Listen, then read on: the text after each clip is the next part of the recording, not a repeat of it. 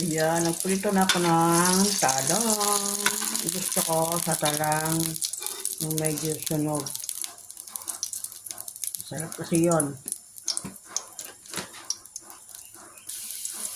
Ay, salamat po. Mabuti na lang. Marunong ako magluto. Walang bawang, kaya sibuyas na lang. Tapos, meron ako nakatabing bahaw. Bahaw kubo. Alagay na natin ito para marasa.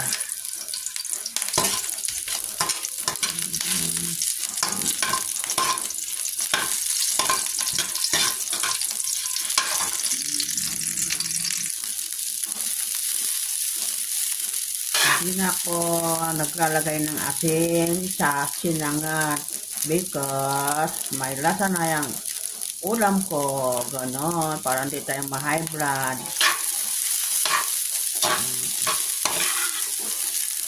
Sarap ng sinangag sa umaga.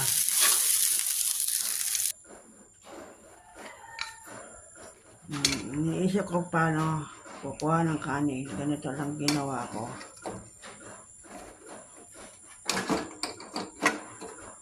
Para hindi bumaksak ang pinggan.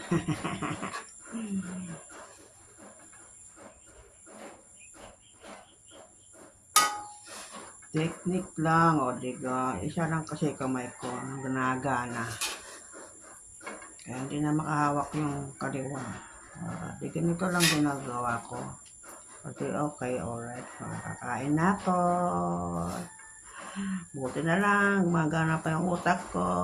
Bye-bye. Ingat kayo lagi. Kakain na ako.